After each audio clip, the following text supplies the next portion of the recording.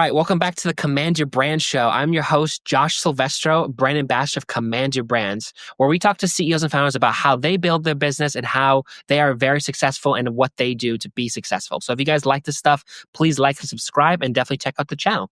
So I guess in our interviews today, we're going to be talking to a very special guest speaker who I kind of want to chat about. And she's, very in the world of entrepreneurship and how to run a business. And she's just has done a lot in different spaces. And she's just kind of a interesting and unique woman, I can say. And she's from the California area. So I'd like to introduce you guys to Nicole. So Nicole, thanks for joining the show. Josh, thank you for having me. I'm really excited to be here. Yeah. So I guess for people who don't know you or want to get to know a little bit about you, so could you tell us a little bit about yourself and your background and maybe about where you're from? Absolutely. I am a very proud born and raised native Angelino.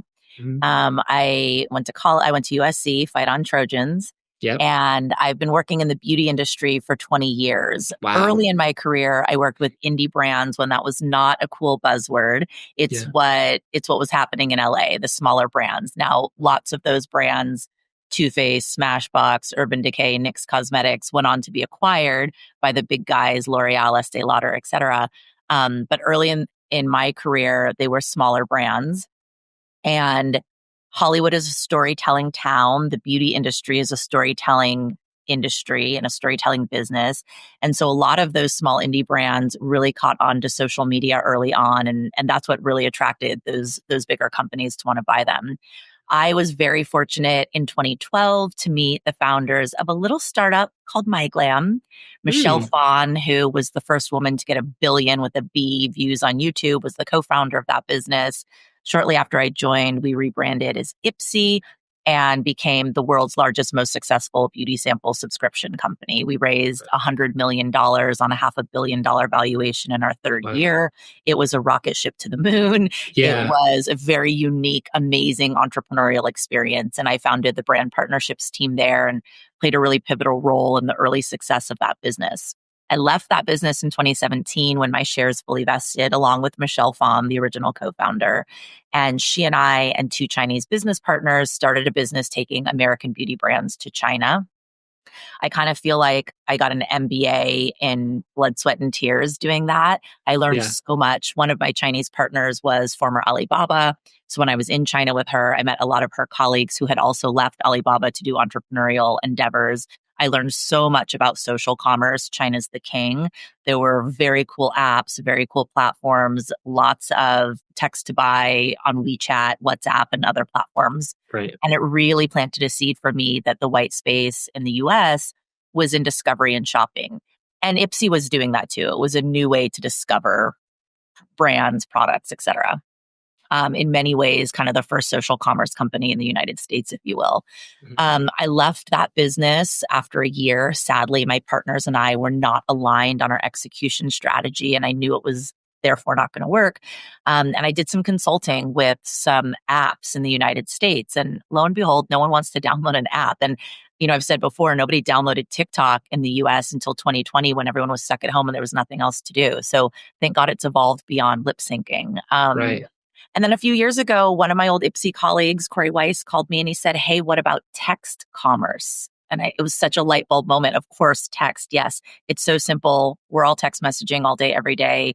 And so 213 Deli was born a year and a half ago. And we are the first in the United States text to buy service, dropping amazing beauty products once weekly via text. Wow. That's amazing too, because I definitely have experience. And I noticed, I'm 30, I'm about to be 30 in July. And it's kind of funny is that people, instead of calling, people text and people, and apps have just so evolved, especially, during COVID and even after how just people just rather text now just to get something or buy something or get samples of something.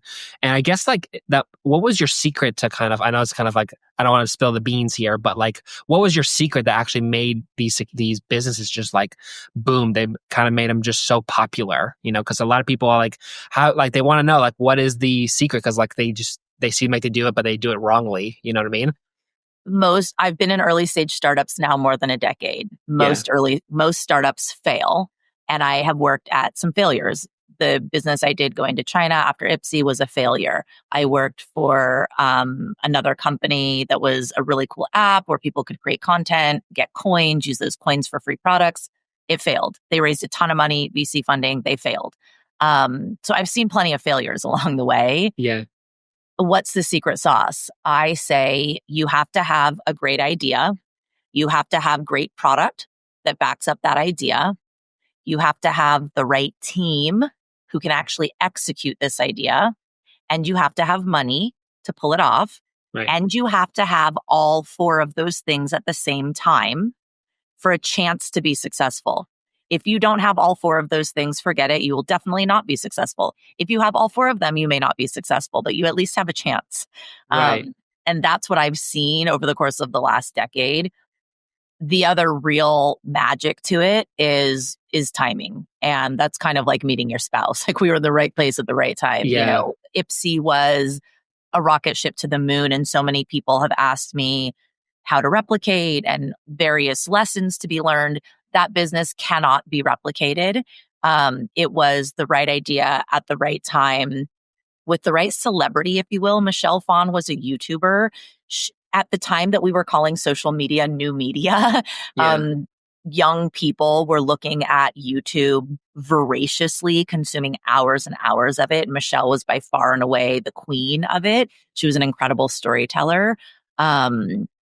It can't be replicated again. There is no single social media influencer who dominates today the way that she did in those days, 2012, 2013, or even a celebrity of another stripe that's so fascinating. And also the subscription business was, I'd say it's overplayed now and people are there's fatigue on subscription. At the time, it was really novel.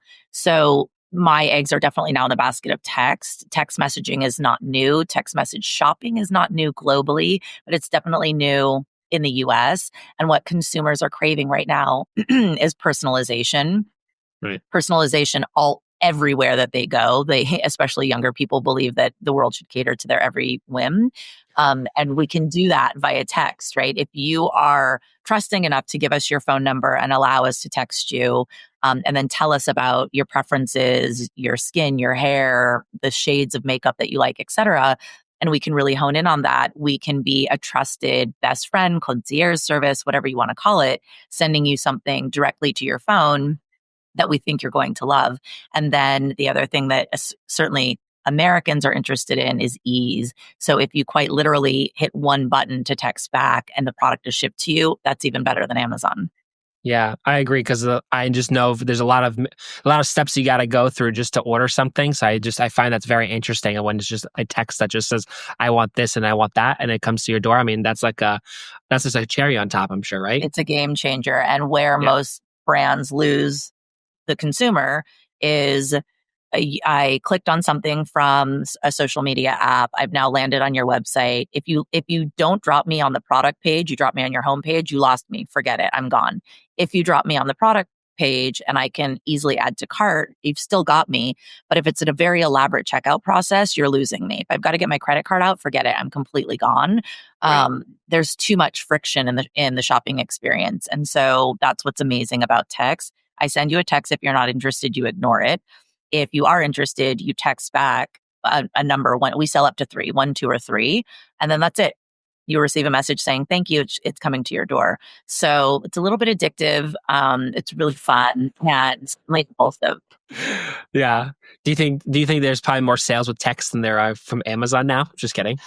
I hope someday that's the case. Listen, maybe Amazon's going to buy us. I don't know. Amazon is definitely doing the best with ease of shopping and returns, bar none, compared to anyone. And so there are a lot of lessons to be learned about customer service from Amazon. Yeah. What do you find, with customers? Because obviously with people that we have every day, they all have a short, span of how much time they can spend on something. What is the key? Do you find that people just get latched onto and actually go for the product rather than just, because when you're going, I know for me on Amazon, if I'm looking for something and it's particular and I can't find it, I kind of give up. What do you think your take is on that? Part of the reason that we launched 213 Deli is that people are tired of doom scrolling. If you are a middle-aged mom, you don't have time to doom scroll TikTok all night and look for beauty products. And also you want somebody your age to give you advice. So the idea really is we are targeting women aged 35 to 55, Gen Xers, people who are busy, who grew up reading glossy magazines and taking expert advice, who want someone that they trust to send them a message saying, this is amazing. You have to try this.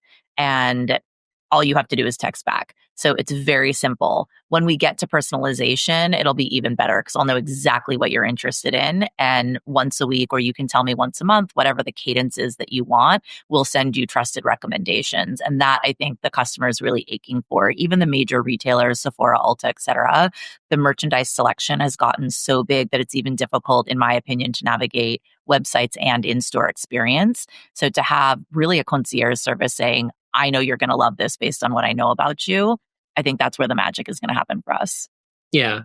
So I guess with with your services, so I guess like their name and their information of like where they are is on file somewhere. Like when someone clicks on something and they're kind of like, oh, I want to get this. Yeah, sure. No problems. There must be some type of collecting, like they already have your information and like how that process works, right? I assume. I don't know how that works. So when you sign up for 213 Deli, you can just give us your phone number and that's it. And then once a week on Thursdays at noon Pacific, we'll send you a text message. There's an image and then a pretty verbose text saying what it is, how much it costs, and why it's great, why you want to buy it. And then you reply 1, 2, or 3. You want to buy 1, 2, or 3 of them. Oh, that makes sense. Yeah. The first time that you make a purchase, you obviously have to give us your credit card number and shipping address. Once you've done that one time, you never do it again. That information is attached to your phone number. So the next time you get a text and it's a product that you want, you text back the number 1 and you get a message saying, thanks, Josh, it's shipping to this address. Yeah. That's interesting because I know, for me, it's like doing all these steps is a little annoying. So, but I see how that's to do it. Yeah, and I find you're like right, because especially people who are my age or just especially busy moms or whoever buy stuff, they don't have the time to like do all these things and just look for something. So I find that's more, I can appreciate that more because that business model seems like it's something that helps people actually get things what they want faster. Definitely. What do you find is, do you find the business that people are actually going to tech, doing the texting is mothers really? Is that the actual group of people? Yeah. So we have a really strong influencer strategy and we work with influencers that are like 40 to 50 years old. A lot of moms in that age group, obviously, for obvious reasons. Yeah. And so as a result of that, that's who our consumer is. And she's all across the United States. Wow, that's amazing. And so is this an app you said, right? Or is this something you do online? No, it's text message. It's your phone, your phone number. Yeah. You give us go to 213deli.com and give us your phone number. That's all you have to do. And then we will text you. You never visit a website. You never download an app. We don't have an app. We just are going to send you text messages once a week and you ignore if you're not interested and you text back if you are. That's amazing. That must be like, one of like the, I don't know if you know this person. Do you know, who the guy, I don't know if you know this program now named ClickFunnels. Like it's a program that they kind of make funnels now. Anyways, he's like the Apple of like making funnels and sales for like, websites actually make to like actually sell something. It's kind of like that. Like it's kind of like an Apple, like the Apple of like, text messaging and ordering something, like you're kind of making that product of like, how can I buy it as fast and get it as fast as possible with the most easiest thing, So that's something I can appreciate. I guess what made you come up with this idea? Because, some people want this great idea of something and sometimes they have a hard time coming up with the idea. What do you find for you? How did you come up with the idea of that resulted in the business? My partner, Corey, is a big fan of Gary Vee's wine text. And he was receiving those text messages. I saw lots of shopping via text or WeChat in China. And so when Corey mentioned Gary Vee's wine text, I thought, oh my gosh, text message. Yes, of course. It's such a simple concept. It's where the consumer is. And yeah, it's a slam dunk. I would say, generally speaking, I've always been a student of consumer behavior. And at Ipsy, we were looking at the way that consumers were consuming media. And before social media, which in 2012 was being called new media still, Yeah. before that, people were reading glossy magazines. And I myself was a voracious glossy magazine reader growing up Yeah. and throughout Yeah. my 20s. But it's one piece of content that comes out once a month. And consumer behavior was simply changing. And people, especially people interested in beauty, wanted to consume content around that on a daily basis and needed more than a once monthly hit. So we were watching consumer behavior. We were watching the power of Michelle and her storytelling ability, and the magic that she had, um, and and also some age old axioms. We know for sure that customers love free samples. Estee Lauder herself invented the free sample at the beauty counter years ago. So we put everything together at the right time at the right place. 213 Deli, again, it was what is happening with consumer behavior, the glossy magazines are dead. You're not receiving information that way. If you are 40 plus, you're likely not scrolling TikTok all night long. Even if you wanted to scroll something, you don't really have a lot of time and you want somebody who knows you that you can trust to give you a trusted recommendation. And what's the easiest way to do that with the least amount of friction? Because customers, again, because of Amazon, really are looking for that very low friction purchasing experience. And so for us, it all came together that way. If you have entrepreneurial spirit and you are looking for a business idea, one really great piece of advice that I heard somewhere along the way, and I wish I could attribute it, but I've somehow forgotten where I found it. But the advice is, if you think you have a good business idea, contact at least 20 people that would be your target customer and ask them for their very, very real feedback. Would you buy this? How often would you buy it and how much would you pay? And that's a really good gut check on whether or not you have a good business idea. Yeah, it's a good thing too, because like also when you talk to these people, they kind of give you the actual feedback of what you actually need and want from a business, and I think that's super important. I feel like that's probably something you did too about like, with text messaging. Like, oh my god, that must be like a great thing to have, because it's like it's almost like now that you brought it up, I can't see myself without it. You know what I mean? That's kind of like, I don't know, but you've had that Absolutely. same experience, like where you use a service, you're like, oh, I can't live life without it. So We've I got kind of some appreciate it. Yeah, we've got some really amazing customers. We've only been in business for a year and a half and we only sell one item per week. And we've got some really amazing customers who've made 20 purchases from us. So we Wow. love them. We hope that they're telling their friends. Yeah. Um, we don't expect anyone to buy every week. Of course not. Very few people shop that much. But hopefully we're interesting you a couple of times a quarter, and getting to know you better and better as we collect that data about you and what you're Yeah. buying. That's amazing. Do you think, just out of curiosity, because I'm kind of curious about this. So I know one of the hardest things that businesses have is getting people's information in terms of like, their phone number, their names, their other things like that. I know Google sort of helps with that, and I know a lot of other things do that for us. But do you think the system that you've kind of made, do you think that's like the new wave of the future of like actually getting people sold their a certain product, or do you think that's something that's just kind of like going to be part of what is already with everything else? So I think that there are a lot of consumer packaged goods companies misusing people's phone numbers and text message marketing. If I, for example, buy a brand new pair of sneakers and you ask me to give my phone number, I don't want you to text message me about sneakers 2 to 3 times a week starting immediately. I've just purchased a pair of sneakers for $100 or $200. I don't need another pair. And I think that a lot of marketers really need to think about how they're using SMS. Mm. 213 Deli is not a marketing business. It is text commerce. So we're not asking you for your phone number in addition to anything. You give us your phone number or you're not part of the action, right? That's how you participate with us. So this is a really unique business model. Customers can reply stop at any time to unsubscribe. They can sign up again if they want to later.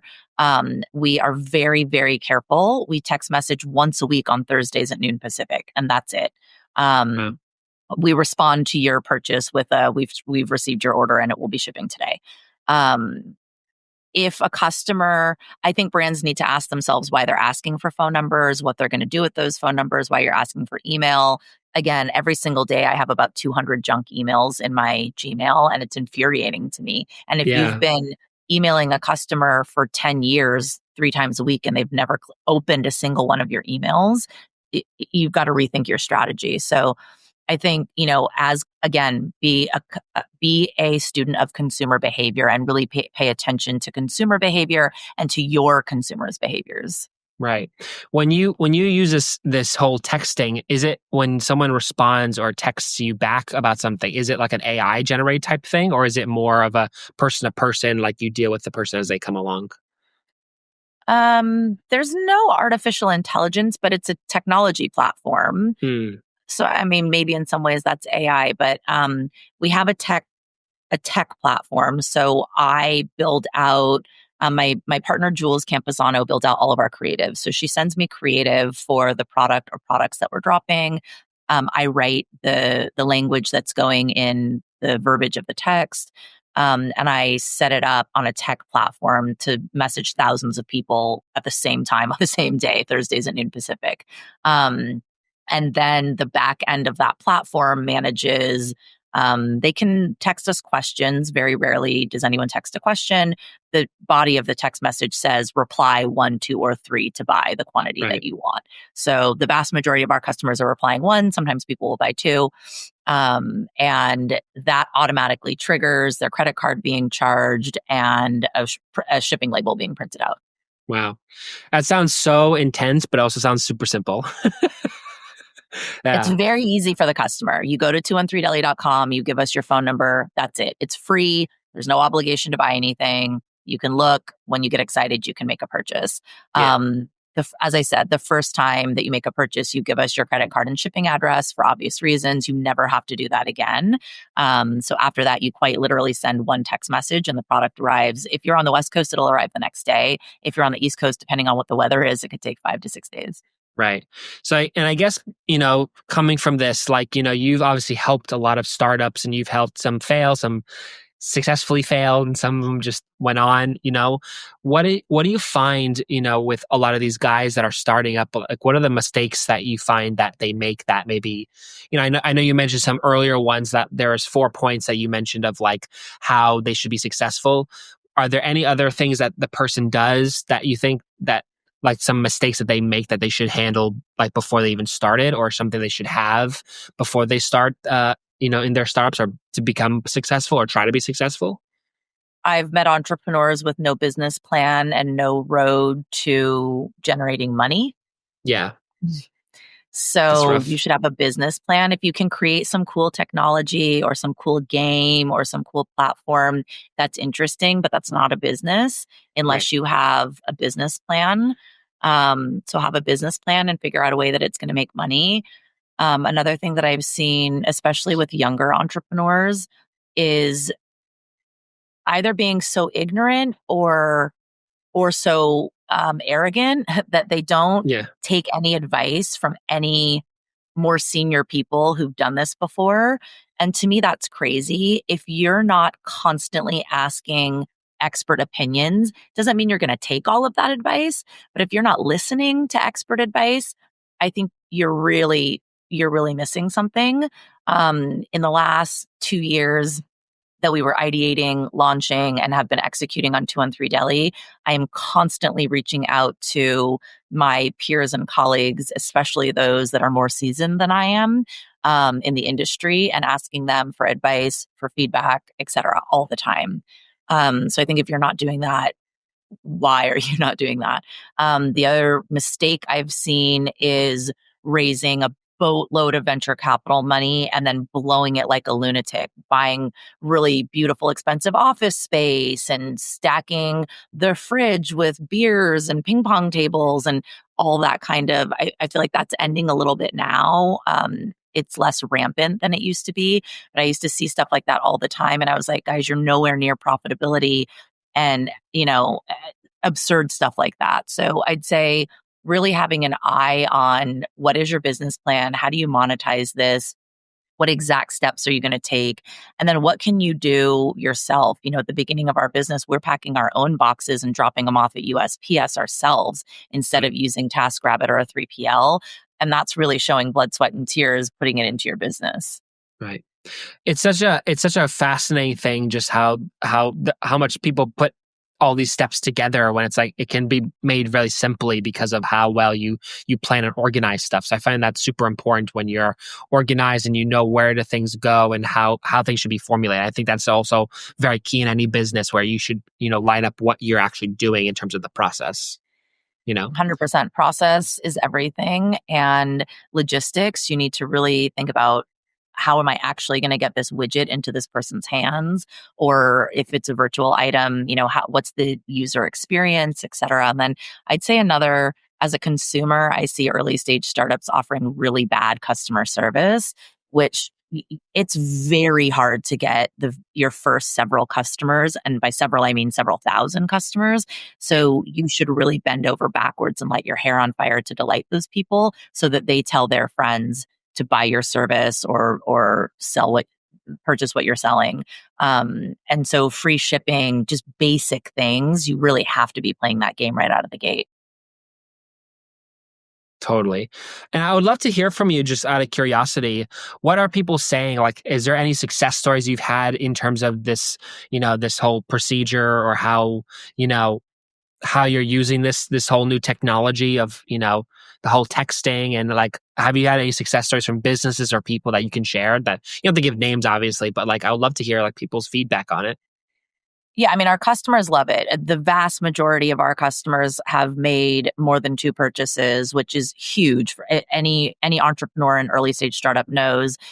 Getting that first sale is really difficult. Getting that customer to buy again is even more difficult. And Mm. once she has purchased two times, you're kind of like, she loves us, she's in.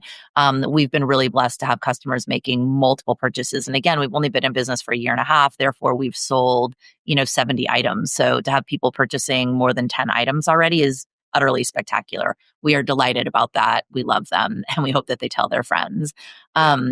The reason that beauty brands are working with 213 Deli, there's a number of reasons. Customer acquisition costs in the beauty industry are really, really high, and getting in front of, highly engaged, eager to purchase customers is difficult. So at 213 Deli, we are growing and fostering and continuing to push the throttle on growth on this group of middle-aged, affluent consumers who are fairly loyal, more loyal than younger consumers, and they have more money to spend than younger consumers. So this is a Right. woman that you definitely want to be in front of. It has shaken out that a lot of our customers, the majority of our customers, are in small towns across the United States. They do not have Sephora, Ulta, Bluemercury, and Bloomingdale's within a 5 mile radius like I do here in Los Angeles. So they're Right. really excited to get totally cool product sent to their phone. It's alerting them what's cool, what's hot, what's interesting, and it's going to arrive very quickly when they make a purchase. So that is a difficult customer to get in front of and one that brands want to get in front of. So these are some reasons that brands are working with us. It's also a great boost to any new product launch. When we Right. partner with a brand, every week when we partner with brands, we collaborate with at least one beauty editor who writes a piece of long form editorial content that lives on 213deli.com in our Mm. magazine section. So that is really a piece of content all about the ingredients, the efficacy, why the product is amazing, what's spectacular about it, etc. That's really valuable to the brand and it's great for SEO. We also partner with at least one influencer who is on TikTok and or Instagram saying, hey, 213 Deli is this really cool new way to shop. And spoiler alert, the drop this week is Saltaire's brand new body butter launch in Pink Sand. You got to check it out, Pink Beach. Sign up before Thursday at noon. Then hundreds of customers are getting product into their hands, which is the very best way to reach a customer. Let her try something, let her fall in love with it. And then we encourage our brand partners to also put a piece of bounce back collateral in the package. So, some type of postcard or something saying, hey, come back and shop, and here's an incentive to do that. So lots of reasons that brands want to be in front of this community. success stories. When Thrive Cosmetics launched a new lip oil product last year, we sold out instantly. If you tried to make a purchase and we didn't already have your credit card number, it was too late. By the time you put it in, it was sold out. We also worked with Vacation, which in my opinion is single-handedly making SPF cool again. And they kind of reimagined Bandy Soleil's Orange Gilet and launched that last year. And we collaborated with them on that launch. That was also a very fast sellout, super exciting for us and for them, just getting product into customers' hands. So lots of new product launches. We're working with Saltaire on a new product launch, new fragrances from Nopalera. We do lots of drops that are not brand new product launches. Some are hero SKUs, but I really love a new product launch. Yeah, that's awesome. Well, I really appreciate the time you kind of given me and just really understanding how your process works. And I think it's kind of fascinating how I think it's going to be like the new wave of how people shop. And I think people will adapt this sort of like how we are all adapting ChatGPT, but now it's for how we sell our products over our phone, over text messaging. So I think that's such a cool and also really unique thing that no one really has done before. So I think that's really impressive and just understand how the whole system works is quite, I think, a value to a lot of people. Thank you. Yeah. So I guess before we end off here, I want people to kind of get to know you, maybe reach out to you, maybe collab with you, or just kind of want your business or your services. Where's a place that people can reach out to you to kind of get to know you better? I'm a big LinkedIn nerd. I'm on LinkedIn every single day. I will always respond to a well thought through, articulate message. If you try to connect on LinkedIn, please put a note how we know each other, or I heard you on the pod, I'd like to get to know you, etc., Yeah. versus just a link, just a connect request without anything. But I'm Nicole Collins. I'm on LinkedIn/Collins in LA, but you can find me by Nicole Collins as well. And I'm the co-founder of 213 Deli. Awesome. Well, Nicole, I really appreciate the time you kind of given me to really understand how you guys work, and I definitely love the product you guys are promoting and really just getting that out there to people. And I really appreciate the time that you've answered a lot of questions for me. So I really thank you. I want to thank you for that, and also making time for us too. So Yeah, it was fun to be here. Thanks so much for yeah. having me. Yeah, of course. And I thank everyone here for listening to this episode here. If you guys like this stuff, please like and subscribe. And if you love Nicole, please give her a shout out too and reach out to her and check out her service. And Nicole, it was a pleasure talking to you. Thanks, Josh. Have a good one.